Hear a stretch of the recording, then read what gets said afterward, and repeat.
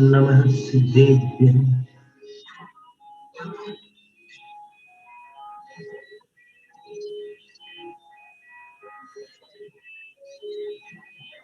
नमो परिहन्ताय नमो सिद्धाय नमो आयर्याण नमो उपझायाण नमो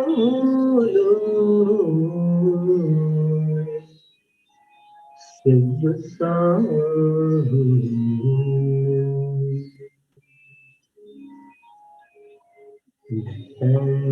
प्रणतमौलिमणिप्रभाणाम् मुद्योतकन्दलितपापतमोवितानम् सम्यक् प्रणम्य जिनपादयुगं युगादा वालम्बनं भवजले पतताञ्जनानाम् यः संस्तुतः सकलवाङ्मयतत्त्वबोधा दुद्भूतबुद्धिपटुभिः सुरलोकनाथैः स्तोत्रैर्जगत्कृतयचित्तहरैरुदारैः स्तोष्ये किलाहमपि तं प्रथमञ्जिनीन्द्रम्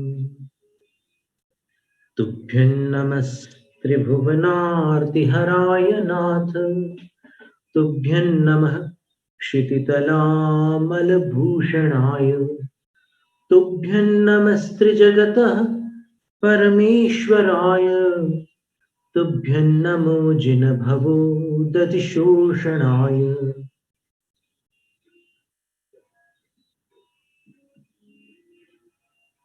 28वें और 29वें काव्य का पाठ करते हैं। उच्चैरशोकतरुसंश्रितमुन्मयूख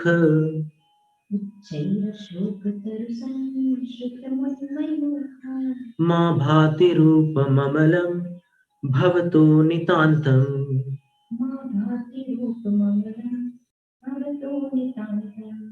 स्पष्टोल्लसत् किरणमस्ततमो वितानम्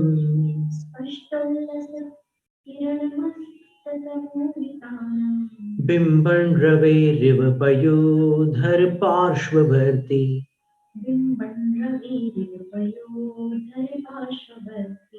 सिंहासने मणिमयूखशिखा विचित्रे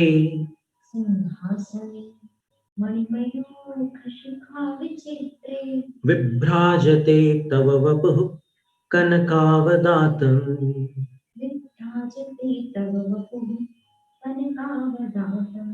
बिम्बं वियद् विलसदंशुलतावितानम्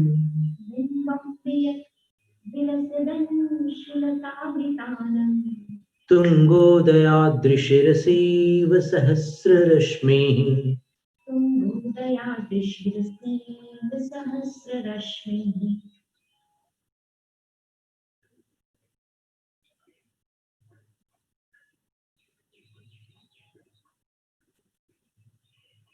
अब चामर प्रातिहार्य के साथ भगवान का वर्णन है।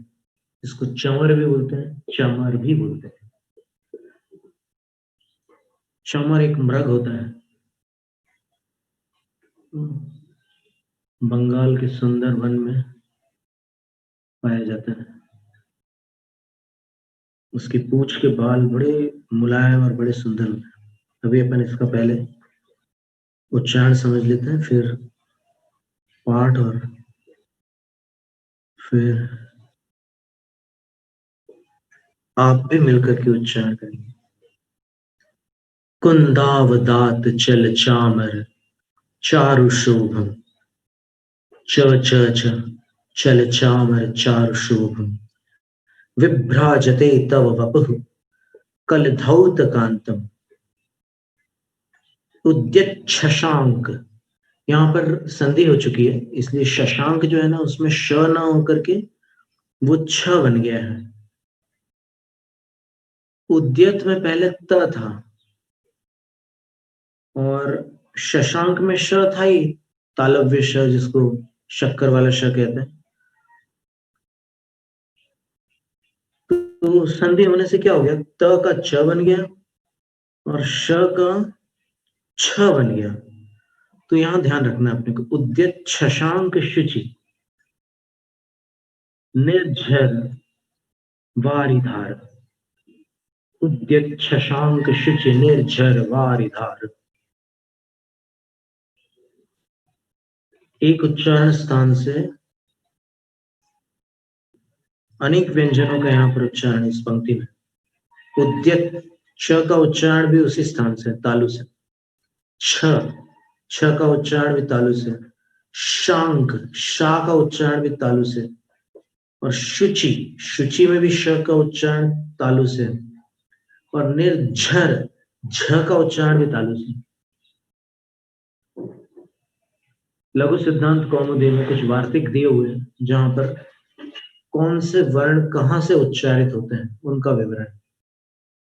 अकुह विसर्जनीयानां कंठः इचु यशानां तालु।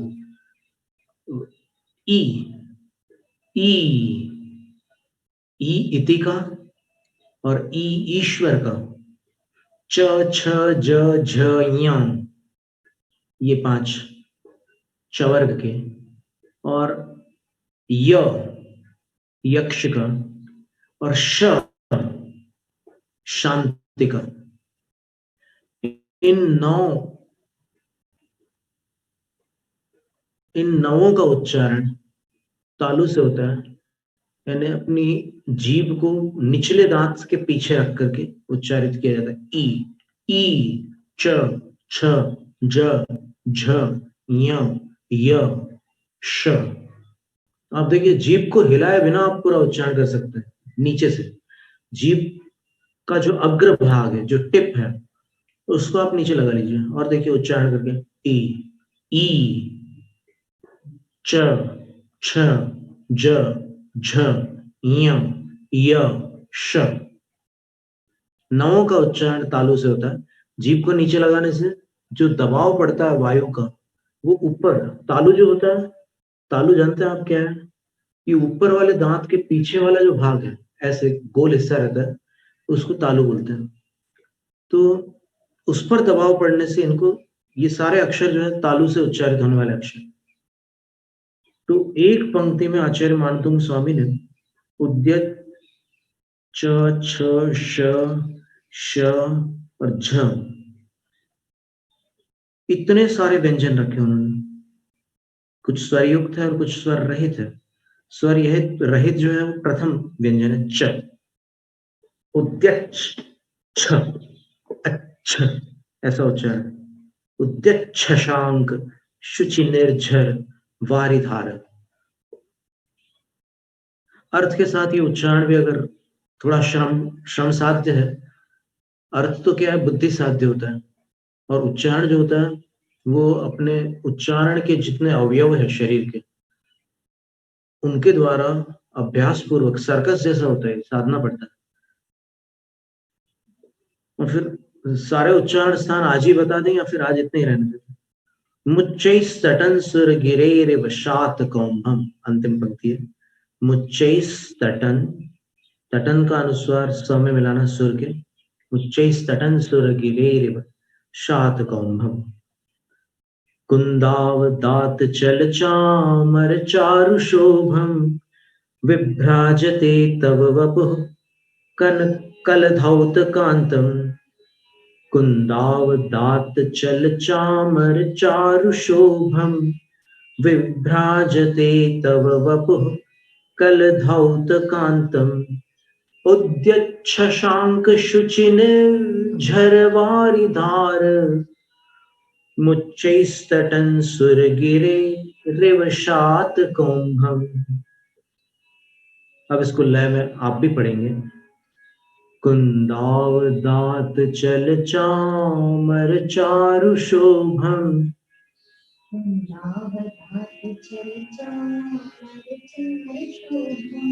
विभ्राजते तव वपुः कलधौत कांतम।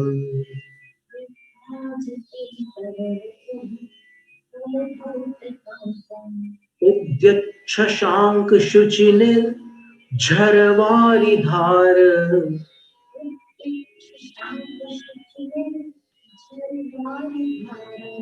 मुच्चैस्तटन सुरगिरेर्विषाद कौम्भम्।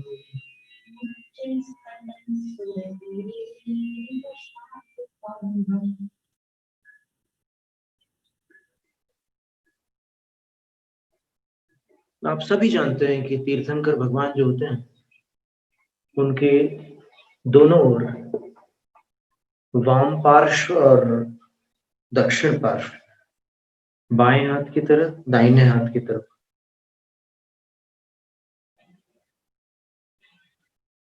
चंवर होते हैं, और वे चंवर जो होते हैं चल होते हैं, अचल नहीं होते, स्थिर नहीं होते। वो चल का अर्थ है चलायमान रहते हैं। और उनका वर्ण कैसा होता है? तो कुंदावदात, कुंद एक तरह की चमेली है, श्वेत वर्ण का पुष्प है। तो अवदात शब्द का अर्थ यहाँ पर अपने को श्वेत लेना है। पूर्व काव्य में, सिंहासन वाले काव्य में कनकावदातम था, तो कनक जो होता है वो पीत वर्ण होता है, तो वहां पर कनकावदात का अर्थ है स्वर्ण जैसा पीत, पीला।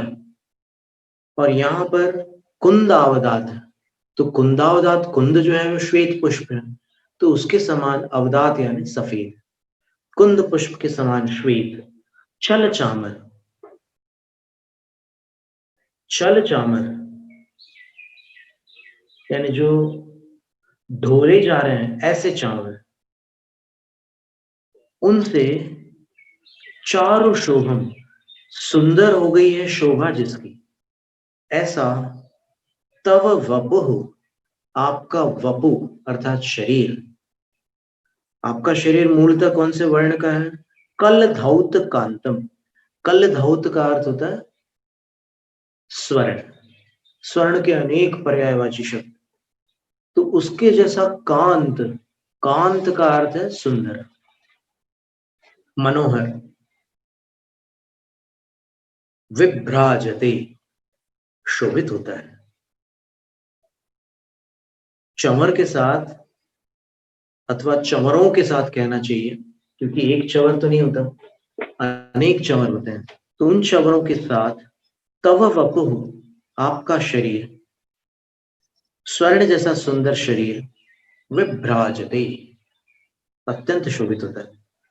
और कैसे चंवरों के साथ? तो बोल रहे हैं कि कुंदावदात, श्वेत चंवरों के साथ, यानी आपके दोनों ओर श्वेत चंवर ढोले जा रहे हैं, और उन चंवरों के कारण चारु शोभा, जिसकी शोभा, आपके शरीर की शोभा चारु, मनोहर हो गई और सुंदर लग रही है।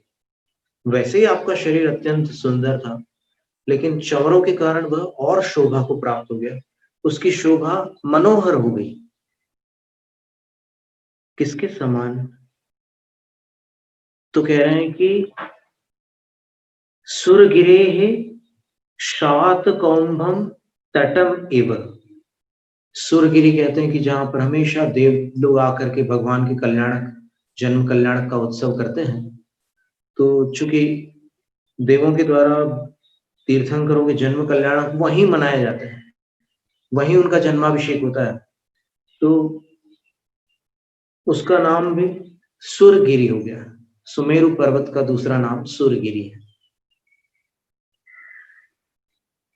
तो सुरगिरी का जो तट है, किनारा है, देखिए वो जो किनारा है सुमेरु पर्वत का, ऐसे जो तट है, उस पर जन्माभिषेक के समय गंधोदक के झरने बहते हैं।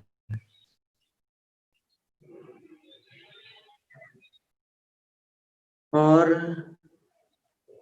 वो तट कैसा प्रतीत होता है? और वो तट कैसा होता है? तो कैसा होता है इसका उत्तर है उच्चैस तटम, ऊंचा तट, क्योंकि सुमेरु पर्वत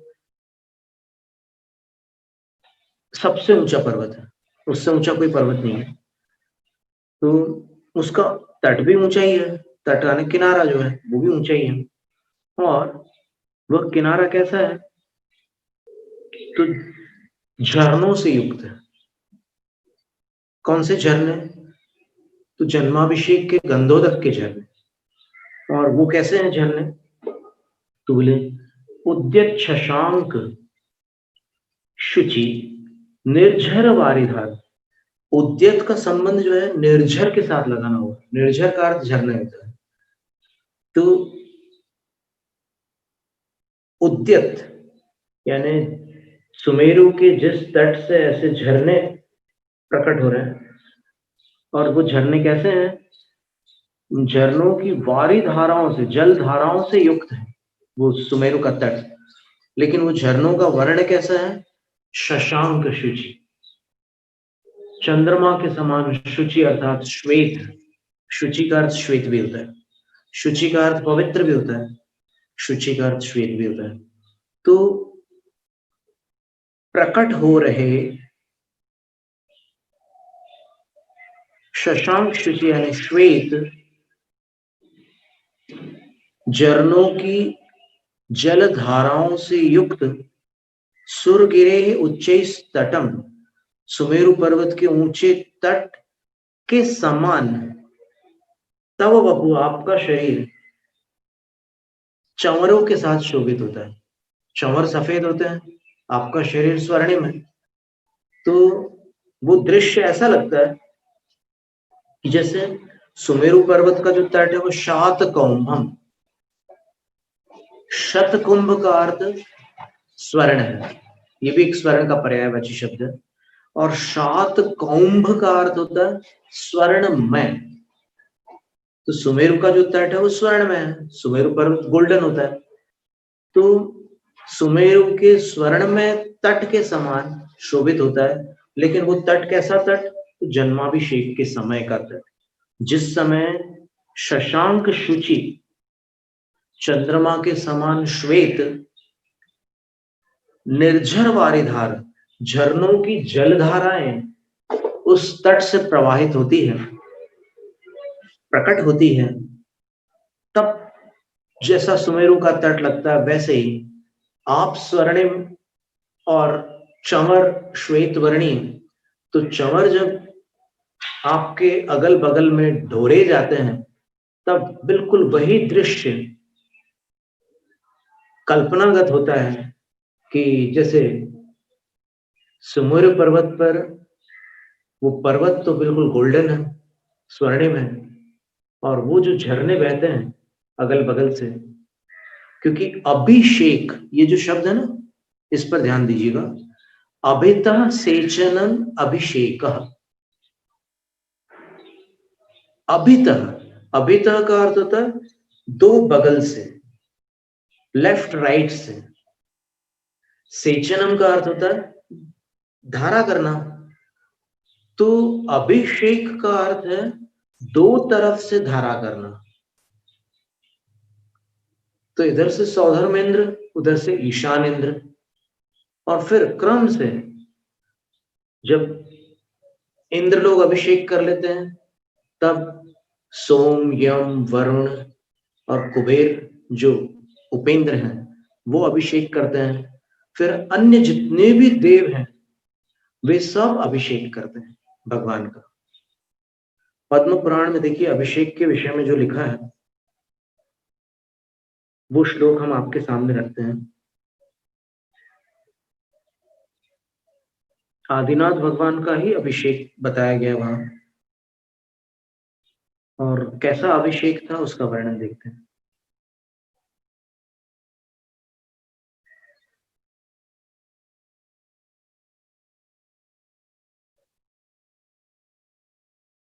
तीनों बड़े पुराणों में अच्छा वर्णन किया अभिषेक का। पद्म पुराण में, हरिवंश पुराण में और महापुराण में। महापुराण का वर्णन तो सही में महा है, इतना अद्भुत वर्णन है अभिषेक का, वो अवश्य पठनीय है। मात्र अभिषेक का वर्णन आप पढ़ लोगे तो हृदय प्रसन्न हो जाएगा। अभी हम पद्म पुराण का बता रहे हैं।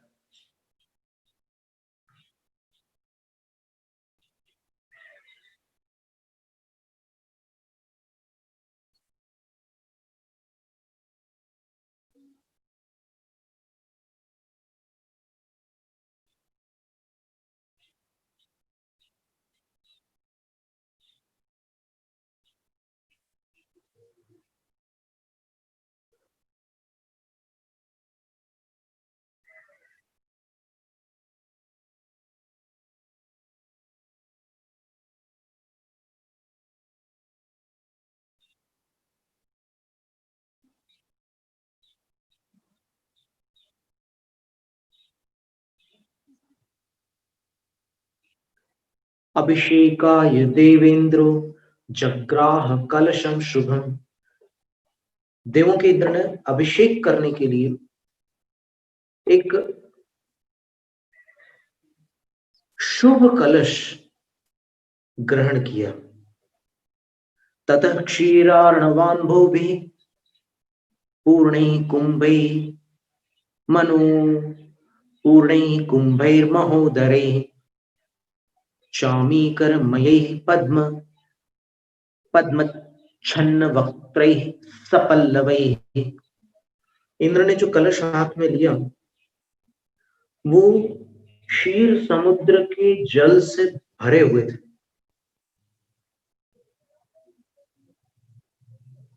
और उनका जो उदर था कलशों का वो बड़ा था, बहुत बड़े बड़े कलश थे वो। बदन उदर अवगाह पढ़ते हैं आप लोग अभिषेक में। फिर चामीकरमयी, और वो स्वर्णमय कलश थे। और कैसे थे? तो उनके जो मुख थे, मुख पद्मच्छन्न वक्त्रे, मुख पर कमल थे, नालिकेर नहीं थे, कमल थे। और सब पल्लवे, वो कमल जो थे पत्तों के साथ थे। कमल जो थे उनमें तो पंखुड़ियां अपनी अलग थी, लेकिन कमल के पत्ते भी होते हैं, तो वो पत्ते भी कलशों के मुख में लगे हुए थे। क्योंकि कमल अंदर था, उसमें डंठल कमल का उसमें अंदर जाता, और फिर उसके पत्ते भी ऐसे उसमें थे। और वहां से फिर वो अभिषेक के लिए कलश लेकर के चलते। इसके बाद देखिएगा,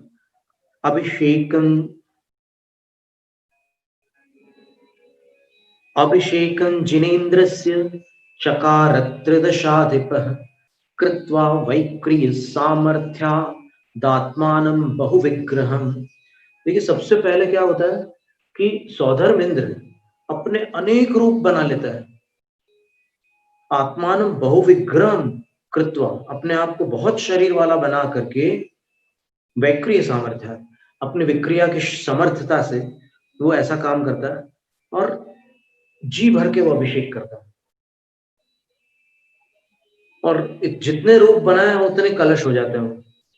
और फिर सारे इंद्र अभिषेक करते हैं। तिलोय पंडिती में सौधर्म इंद्र को खड़े रहने का वहां पर एक पीठ बताया है, जहां से वो पांडुक शिला पर भगवान को विराजमान करके अभिषेक करता है। तो एक और सौधर्म इंद्र और दूसरी ओर ईशान इंद्र होता है। तो दोनों इंद्र अभितः, दोनों बाजू से सेचन करते हैं, तो वो अभिषेक कहलाता है। दो तरफ से सेचन करने का नाम अभिषेक, धारा करने का नाम अभिषेक है। और फिर कहना है, यमो वैश्रवणः सोमो वरुणोऽन्ये च नाकिनः शेष शक्रादयः सर्वे चक्रुर्भक्त्याभिषेचनम्।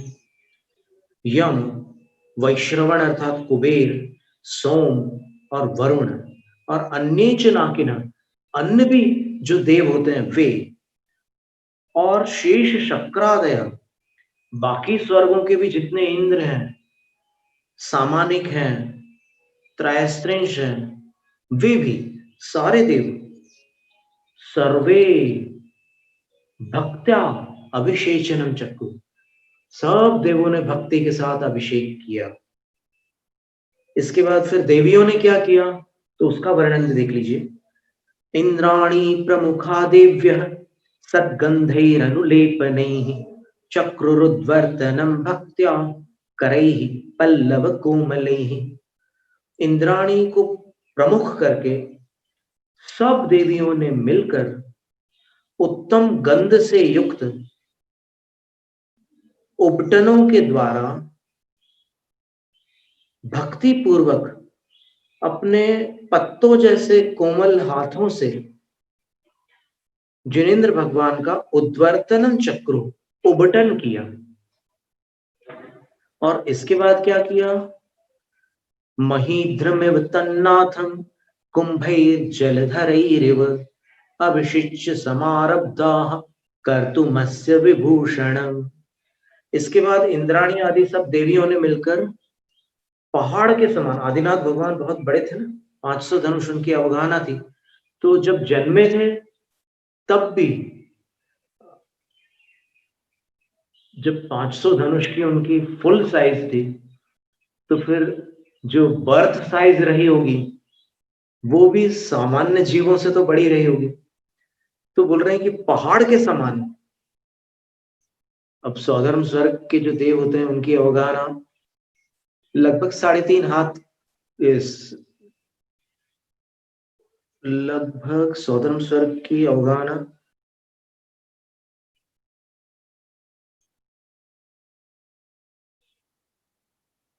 कुछ हाथों में रहती है, तो वो अवगाहना उनके सामने तो छोटी थी। तो उन पहाड़ के समान तम नाथम, उन आदिनाथ भगवान का जल धरई इव कुंभई, बादलों जैसे घड़ों से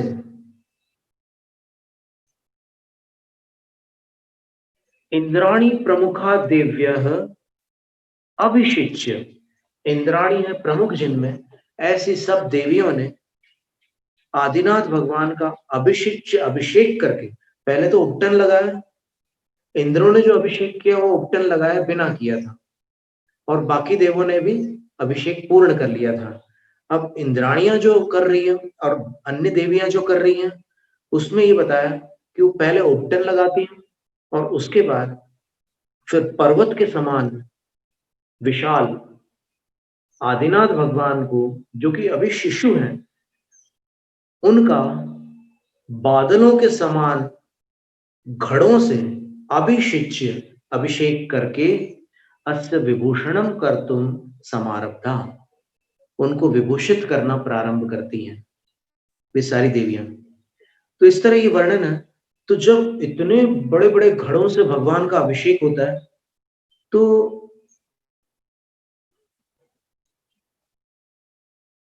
पद्म पुराण में और प्रतिक्रमण ग्रंथत्रय में महावीर स्वामी के जन्माभिषेक के समय इंद्र थोड़ा सा अटक रहा था, रुक रहा था, वो बेधड़क अभिषेक नहीं कर रहा था। तब महावीर भगवान ने क्या किया कि उनने देखा कि इंद्र विलंब क्यों कर रहा है, तो वो तो 3 ज्ञान के धारक होते ही हैं।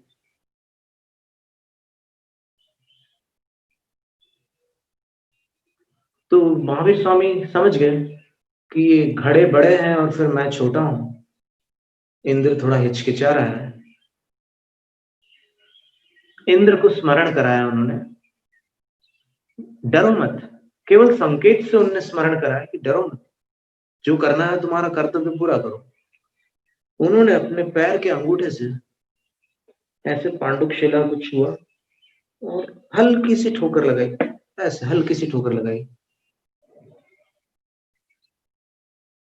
जो सुमेरु पर्वत अपन ने पढ़ा था 15वें काव्य में,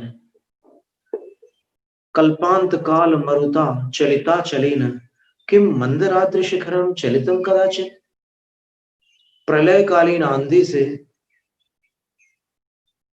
पहाड़ डगमगा जाते हैं, लेकिन क्या वह आंधी कभी सुमेरु पर्वत को हिला सकी?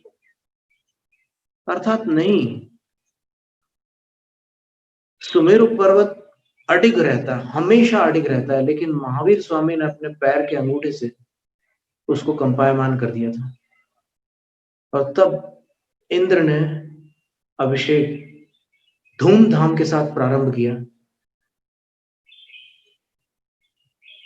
इंद्र समझ गया कि ये तो जिनेंद्र है,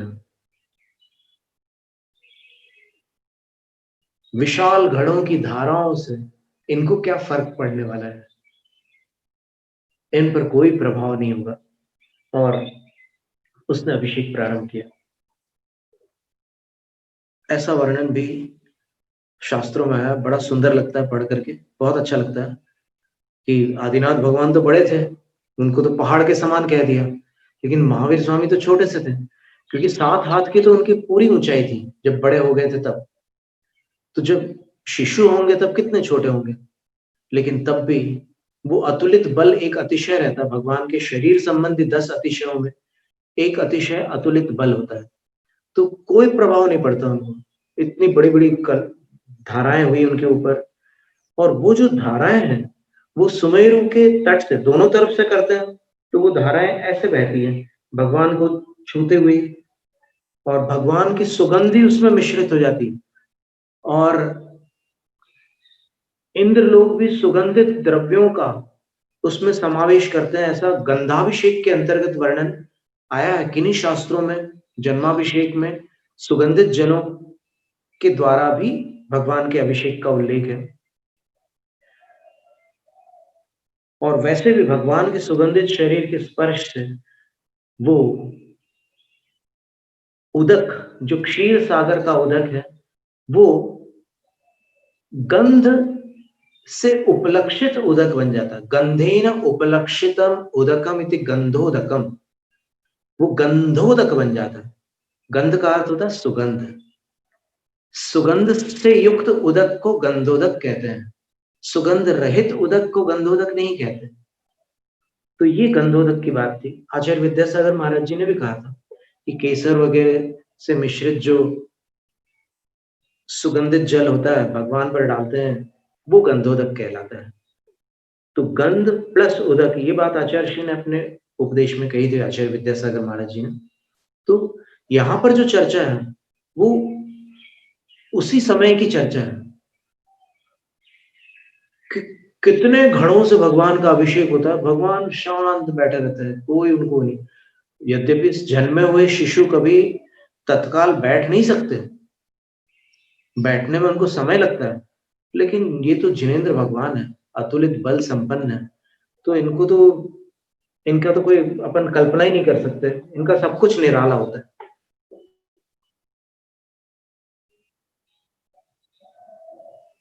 तो जैसे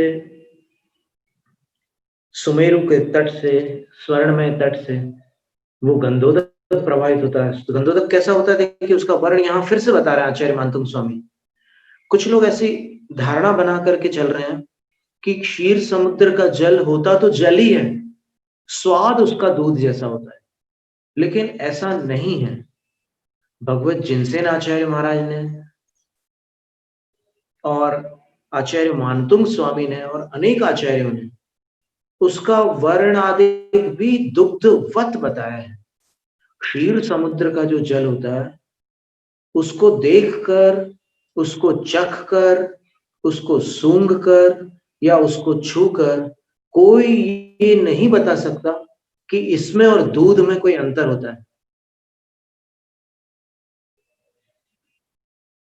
पूर्णतः दुग्ध ही होता है वो। बस ये दूध जो होता है वो गायों से प्राप्त होता है, भैंसों से प्राप्त होता है, जो भी दुग्ध देने वाले प्राणी हैं उनसे प्राप्त होता है, लेकिन वो दुग्ध सहज, अकृत्रिम, अनादि से वहां क्षीर समुद्र में भरा हुआ है। क्षीरस्य समुद्र, क्षीर समुद्र, उसका नाम भी इसी बात को सूचित करता है कि दूध का जो समुद्र है वो क्षीर समुद्र है। तो यहां आचार्य महाराज ने उसका वर्ण क्या बताया, शशांक शुचि। अब शशांक जैसा शुचि, श्वेत, साफ साफ कह रहे हैं, तो फिर उसको आप जल जैसा कैसे कह सकते हो। उसका वर्ण भी चंद्रमा जैसा सफेद होता है, अर्थात दूध जैसा होता है। और पहले भी आया था, एक बार स्मरण कीजिए, कौन से काव्य में आया था, 11वें काव्य में, दुग्ध सिंधोः शशिकर द्युति पयः। क्या कहा था आचार्य मानतुंग स्वामी ने, दुग्ध सिंधु, क्षीर समुद्र का पयः, जो दूध है अथवा जो जल है वह कैसा है, शशिकर द्युति, चंद्र किरणों की कांति वाला है। अब चंद्र किरणों की कांति कैसी होती है, पानी जैसी होती है या श्वेत होती है। तो ये एक जानकारी की बात थी। कि उन श्वेत जलधाराओं से जिस तरह सुमेरु पर्वत जो स्वर्णिम होता है वो शोभित होता है, बस वैसे ही श्वेत चंवर जब आपके दोनों ओर डोरे जाते हैं तब आपका स्वर्णिम शरीर वैसा ही शोभित होता है। तो दोनों ओर चंवर है, बीच में आप है, जैसे दोनों ओर वहां झरनों की धाराएं हैं जन्माभिषेक के गंधोदक की, बीच में सुमेरु है। तो सुमेरु का तट जैसे शोभित होता है वैसे आपके शरीर का जो तट है, से किनारा, वो चंवरों से श्वेत, चंवर हिलते रहते हैं ना, स्थिर नहीं रहते हैं, और वो जलधाराएं भी बहती रहती है, वो भी स्थिर नहीं होती है। तो वैसे ही छटा, वैसी ही सुंदरता यहां सामने आती है। और चंवरों के विषय में शास्त्रों में जो वर्णन है उस पर अपन एक बार दृष्टिपात कर लें। आचार्यों ने जो चंवरों का वर्णन किया है उसका उल्लेख अपन शास्त्रों में देख लेते हैं।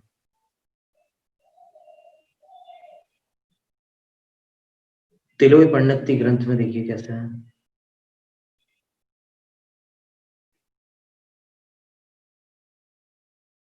पृष्ठ खोलने में हमें थोड़ा समय लगता है, और शुभ की जो प्रतीक्षा, आप लोगों को थोड़ी प्रतीक्षा तो करनी पड़ती है जब हम पन्ने खोल करके वो गाथाएं और वो सब निकालते हैं, प्रकरण। तो वो जो इंतजार की घड़ियां होती है, वो प्रतीक्षा के जो पल होते हैं,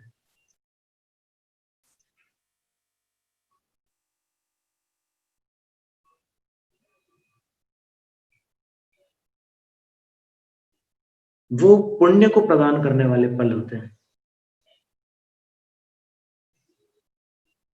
बशर्ते आप आकुलता न करें। तो प्रतीक्षा भी पुण्य संचय का निमित्त बन जाती है। और ये पुण्य जो है भोगों के लोभ से कमाया हुआ पुण्य नहीं है,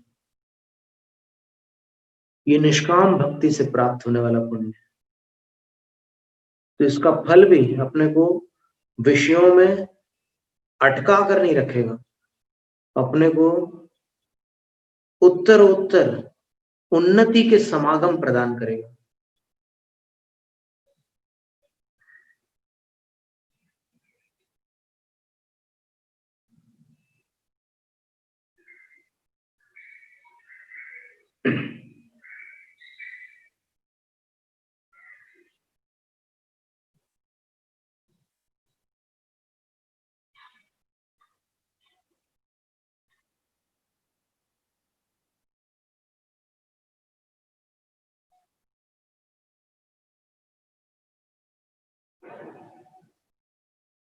हम पहले त्रिलोक सार से देख लेते हैं। नहीं तो त्रिलोक पंडित से मैं सूची में देखना होगा।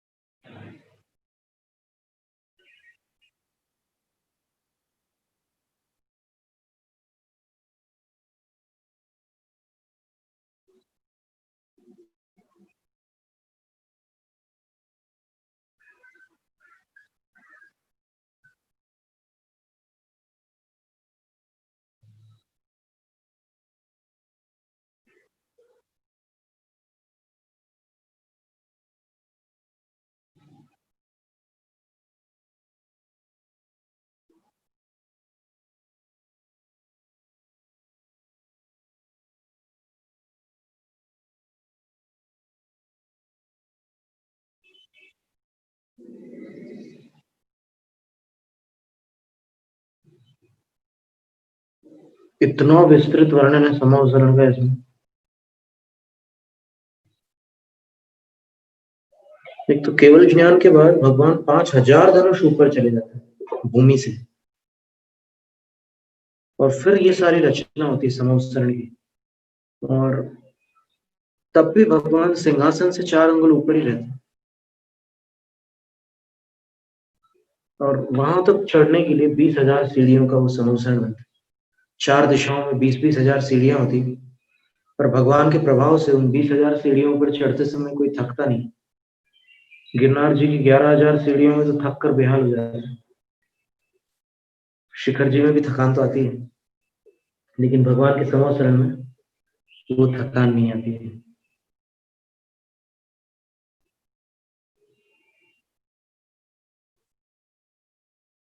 जो अनादिकाल से अकृत्रिम चैत्यालय इस जगत में है, मध्यलोक में है, ऊर्ध्वलोक में, अधोलोक में, तो उन चैत्यालयों में जो जिन प्रतिमाएं होती है, वो समवसरण में जो भगवान होते हैं,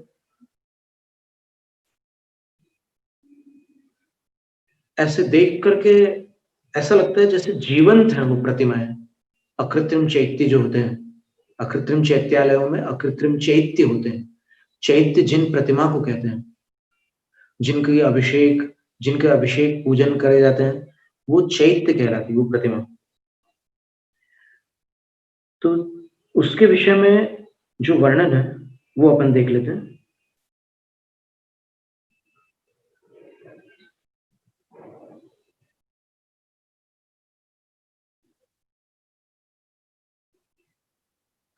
चमर कर नाग जखग बत्ती सम्य हुण गे ओह जुत्ता सरिसी ए पंती ए गब्भगी हे सुट्ठु सोहंती। ये चंवर जो होते हैं वो दोनों तरफ एक जैसे देव नहीं होते, वहां पर वो भिन्न श्रेणियों के देव होते हैं, अलग अलग निकायों के देव होते हैं। तो कौन से निकाय हैं वो बताते हैं कि एक तरफ के जो चंवरधारी देव हैं वो 32 मिहुण के 32 जोड़ों में खड़े होते हैं। अब जोड़े जो है यहाँ पर देव देवी के जोड़े हैं, है ना, क्योंकि यहाँ मिहुणक शब्द का प्रयोग किया है, मिथुनक शब्द का प्रयोग किया गया है, और यह प्रयोग जो है वो देव और देवी के युगल के अर्थ में किया गया है। तो 32 मिहुण की एक तरफ नाग युगल है। नाग युगल का अर्थ है यहाँ पर भवनवासी देवों में नाग कुमार दूसरा भेद है। भवनवासियों के 10 भेद होते हैं और भवनवासियों का दूसरा भेद जो है वो नाग कुमार है। और नाग कुमार के जो इंद्र होते हैं वो बड़े प्रसिद्ध नाम है उनका, धरणेन्द्र।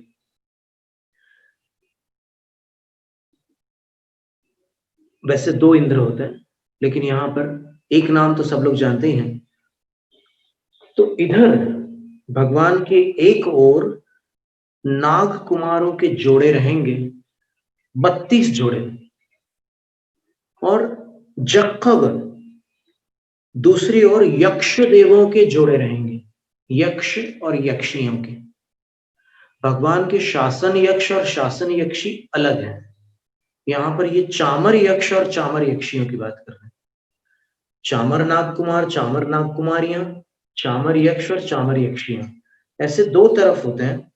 और सरिसीय पंक्तियां एक व्यवस्थित सदृश समान पंक्तियों में, जो बाईं ओर जैसी पंक्ति बनी हुई है उनकी, वैसी ही पंक्ति दाहिनी ओर होंगी। एक तरफ यक्ष युगल की पंक्ति होंगी, दूसरी तरफ नाग युगल की पंक्ति होगी। इस तरह 2 पंक्तियों में 32-32 जोड़े, तो 32-32 जोड़े हो गए। तो यक्ष अपने दाहिने हाथ में चंवर पकड़ेगा, यक्षी उसी चंवर के जो हैंडल होता है, डंडा होता है, उसको अपने बाएं हाथ से पकड़ेगी। तो ये मुद्रा बनेगी ऐसे। लेकिन उनमें इतनी हार्मनी होती है, इतना सिंक्रोनाइजेशन होता है, इतना तालमेल और इतना संतुलन होता है कि मनुष्यों में तो कभी खींचातानी हो सकती है, लेकिन उनमें कोई खींचातानी नहीं होगी। तो एक साथ और दोनों पंक्तियों में एक साथ ही सारी क्रिया होगी। चंवर ढोलन की जो क्रिया होती है वो एक साथ दोनों तरफ होती है। और इधर नाग कुमार का दाहिना हाथ ऐसे ऊपर रहेगा और नाग कुमारी का बायां हाथ नीचे रहेगा। ऐसे चंवर वो ढोरते हैं। और चंवर ढोरते समय वो जो दृश्य होता है उसकी कल्पना करना अभी अपने लोगों के लिए थोड़ा कठिन काम है, क्योंकि अपन ने ऐसा दृश्य कभी देखा नहीं है कि जहां पर पंक्तिबद्ध देव देवियां दोनों ओर और दो भिन्न निकायों के, ये यक्ष यक्षी व्यंतर निकाय के हैं और नागकुमार नाग कुमारियां भवनवासी निकाय के हैं। ये दो भिन्न निकायों के देव और देवियां जोड़े में एक एक चंवर पकड़े हुए हैं। तो चंवर कितने हो गए? जब 32 जोड़े इधर है, 32 जोड़े इधर है, तो चंवर कितने हुए? एक एक जोड़े के पास एक एक चंवर है, तो 32 दूनी 64 चंवर हो गए। तो जिनेन्द्र भगवान तीर्थंकर भगवान के 64 चंवर हो गए। चक्रवर्ती के 32, अर्ध चक्रवर्ती के 16 और मंडलेश्वर राजा के 8 चंवर होते हैं। तो तीर्थंकर के 64 चंवर है। और 64 चंवर जब भगवान के आजू बाजू में, उनके ढोलने का जो क्रम है उसको आज विशेष रूप से आप सुन लीजिएगा कि अभी तो क्या है कि दो लोग एक चंवर नहीं पकड़ते, एक आदमी दो चंवर पकड़ लेता है और दो चंवर पकड़ करके ऐसे नाचने चालू कर देता है और ऐसे ऐसे चंवरों को क्रॉस करता है, जबकि चंवरों को कभी भी क्रॉस नहीं किया जाता। चंवरों को ढोलने का जो क्रम है वो अपन आचार्य कुमुदचंद्र स्वामी की शरण में जाकर, अभी अपन ने चंवरों की व्यवस्था तो त्रिलोकसार ग्रंथ से आचार्य नेमिचंद सिद्धांत चक्रवर्ती की शरण में जाकर समझ ली।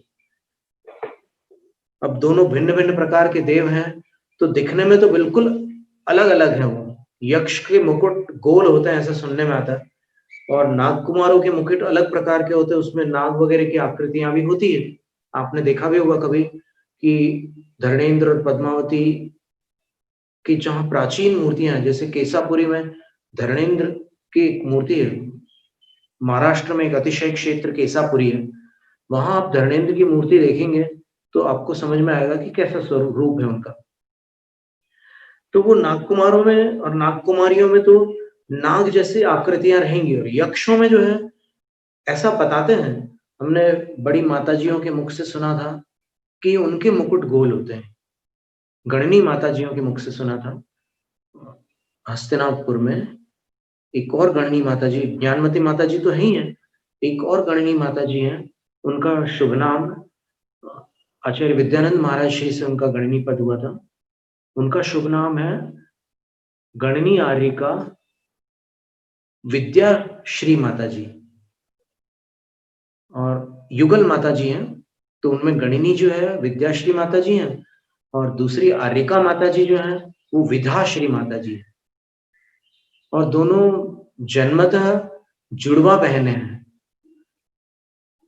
बड़ी विचित्र बात है। और देखिए, विद्या का अर्थ ज्ञान होता है और विधा का अर्थ क्रिया होता है। ज्ञान और क्रिया, ज्ञान और क्रिया से मुक्ति होती है, ऐसा भी शास्त्रों में वर्णन आता है। संयोग की बात है, नाम है। उनके मुख से, श्रीमुख से हमने सुना था कि यक्षों के मुकुट गोल होते हैं। तो दोनों बिल्कुल अलग अलग, वहां देखने वालों को क्या दृश्य दिखता होगा, इधर ये और उधर वो, और जोड़े में में चंवर पकड़े हुए हैं, और बिल्कुल हारमोनी के साथ, सिंक्रोनाइजेशन के साथ में वहां जो संगीत रहता है, वहां संगीत भी चलता है। अभी आगे आने वाला है संगीत का वर्णन, 32वें काव्य में संगीत का वर्णन है। उस संगीत के साथ वो चंवर ढोरे जाते हैं। और ढोरे कैसे जाते हैं देखिए,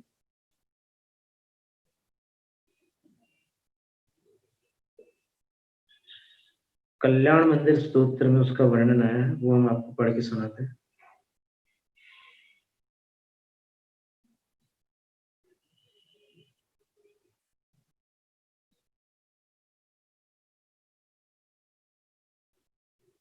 22वें काव्य में वर्णन है कल्याण मंदिर के कि स्वामिन् सुदूरमवनम्य समुत्पतन्तो मन्ये वदन्ति शुचयः सुरचामरौघाः यस्मै नतिं विदधते मुनिपुङ्गवाय तेनूनमूर्ध्वगतयः खलु शुद्धभावाः। क्या सुंदर बात कही है। हे स्वामिन, पार्श्वनाथ भगवान से कह रहे हैं कुमुदचंद आचार्य, हे स्वामिन सुदूरम अवनम्य समुत्पतंतो, वो कह रहे हैं कि चंवर सबसे पहले भगवान के चरणों में नमस्कार करते हैं। तो इसका अर्थ ये हुआ कि चंवर ऐसे आजू बाजू नहीं ढोड़ते, चंवर सबसे पहले नीचे किए जाते हैं, वो नमस्कार करते हैं भगवान के चरणों को सबसे पहले, और फिर समुत्पतन तो फिर ऊपर की ओर उठ जाते हैं।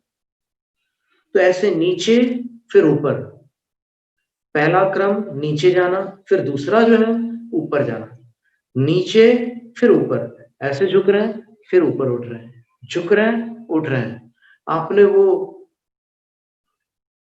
वो खिलौना देखा होगा कि उसमें पक्षी होता है, सामने एक बाउल होता है, उसके अंदर कुछ एक केमिकल लिक्विड होता है, तो वो पक्षी ऐसे उसमें चोंच डालते हैं, चोंच गीली हो जाती है, फिर ऐसे ऊपर उठते हैं, दोनों तरफ से ऐसे ऐसे ऐसे ऐसे होते रहते हैं। तो ये चंवर भी नीचे ऊपर ही होते हैं, आजू बाजू कहीं भी नहीं होते। और नीचे ऊपर होते हुए आचार्य कुमुदचंद स्वामी पार्श्वनाथ भगवान से कहते हैं कि हे भगवान, मुझे तो ऐसा लग रहा है कि वो जो चंवर है वो बदंती कुछ कह रहे हैं। क्या कह रहे हैं? वो ये कह रहे हैं कि ये अस्मै मुनि पुंगवाय नतिम विदधते, जो भव्य प्राणी इन मुनि पुंगव अर्थात प्रत्यक्ष ज्ञानियों में शिरोमणि, मुनि पुंगव, मुनि का अर्थ प्रत्यक्ष ज्ञानी होता है और पुंगव का अर्थ श्रेष्ठ होता है। तो इन मुनियों में श्रेष्ठ तीर्थंकर भगवान के लिए ये आचार्यों को भी मुनि पुंगव कहा जाता है। आप देखिए तत्वार्थ सूत्र के अंत में एक काव्य आता है जिसमें मुनि पुंगव शब्द आया हुआ है, स्मरण करते हैं अपन, कहां पर है?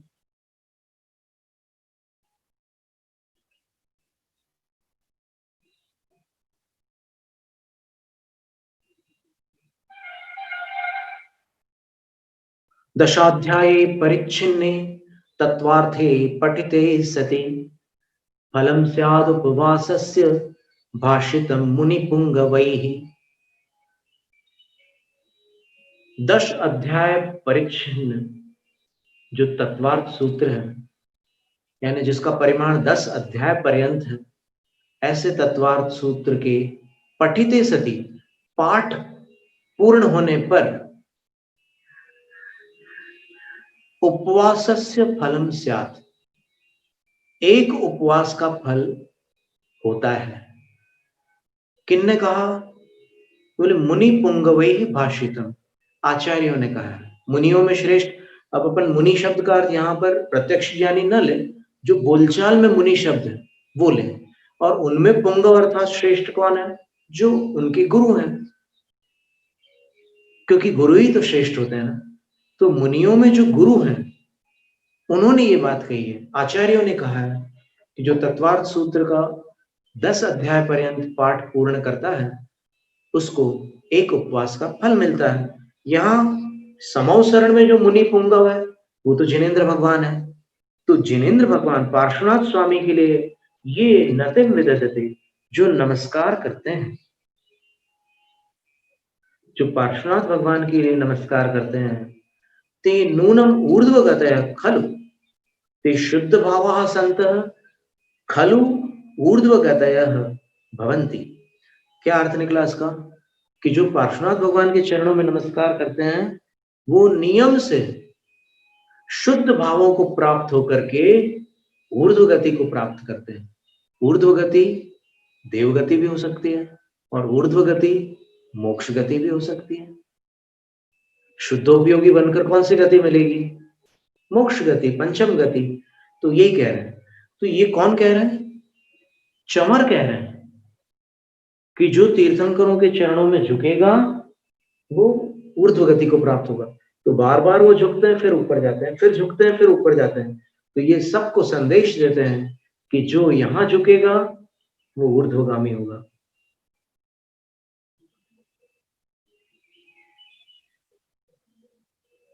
तो इस तरह चंवर प्रातिहार्य का ये विवरण अपन ने आज भक्तामृत स्तोत्र में पढ़ा है। और पढ़ते समय, अर्थ करते समय और कल्पना करते समय हृदय अत्यंत आह्लादित हो जाता है, बड़ी प्रसन्नता होती है, हमें होती है, हम बता रहे हैं अपने बारे में, फिर श्रोताओं की बात श्रोता जाने। इसका पद्यानुवाद अपन देखते हैं। तो इससे ये बात स्पष्ट हो गई कि भगवान एक संरचना के भीतर विराजमान होते हैं जिसको गंध कुटी कहते हैं। समोसरण में भगवान अशोक वृक्ष के नीचे सिंहासन के ऊपर और अगल बगल चंवर से युक्त गंध कुटी में विराजमान होते हैं। और वो जो चंवर होते हैं वो सदृश पंक्ति में एक और नागकुमार नागकुमारियों का जोड़ा, दूसरी ओर यक्ष और यक्षियों का जोड़ा। अब हिंदी में बहुत सारे लोग यक्षिणी बोलते हैं, वास्तव में संस्कृत भाषा में अपन देखेंगे तो यक्ष और यक्षी, यक्षी शब्द का वही अर्थ है जो हिंदी में लोग यक्षिणी बोल करके प्रकट करना चाह रहे हैं। उनका जो अभिप्राय है वही है यक्ष यक्षी। तो ये सारे जोड़ों में इस तरह की सेवा करते हैं भगवान की। तो ये भी आयतन कहलाते हैं। अनायतन के विषय में कार्तिकेय अनुप्रेक्षा की टीका में सम्यक दर्शन के प्रसंग में एक श्लोक आता है, कुदेव सेवकस्तस्य कुज्ञानम तस्य पाठकः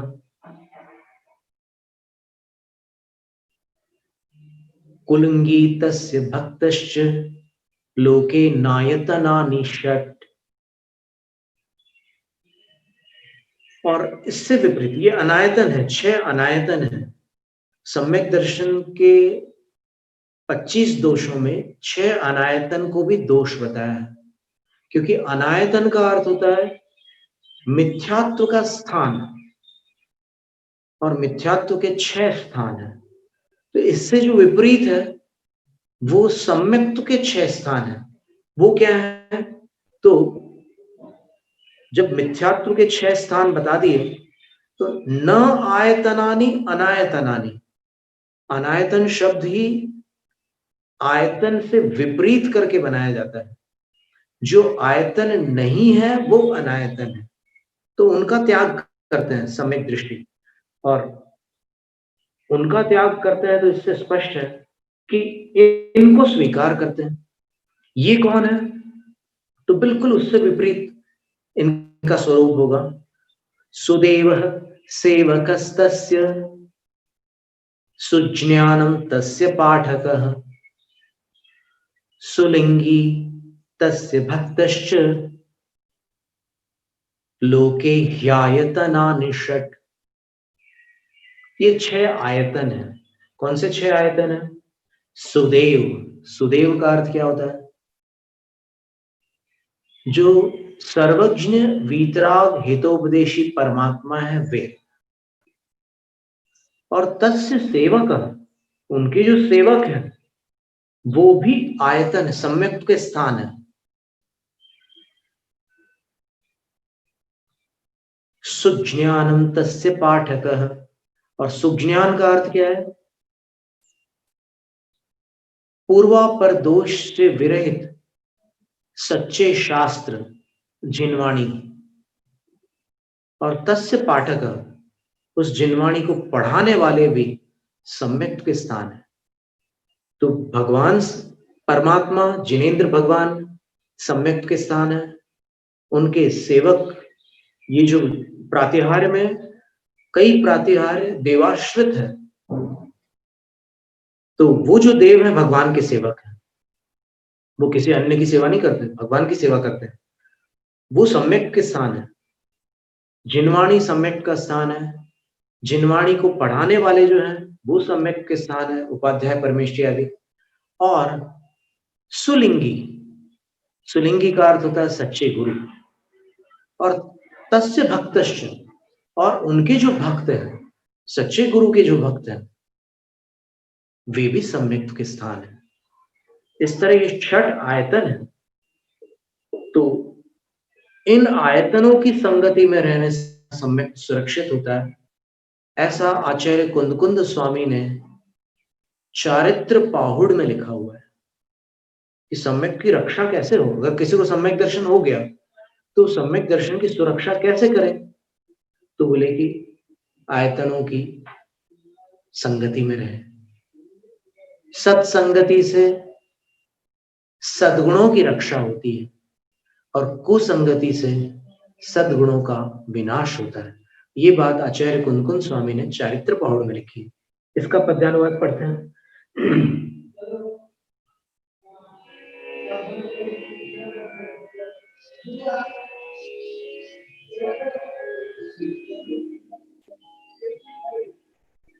धवल कुंद सम 64 चामर, नीचे ऊपर हो अभिराम। मध्य सुशोभित होता स्वर्णिम, रूप आपका ज्योतिर्धाम। ज्यों सुमेरु का ऊंचा सुंदर, कंचनमय तट हो अविकार। जहां उछलती चंद्र समज्वल, शुचिगंधोदक की जलधार। जय जय आदिश्वर स्वामी, घट घट के अंतर्यामी। जय जय आदिश्वर स्वामी, शिवपथ गामी जगनामी। जैनम जयतु शासनम।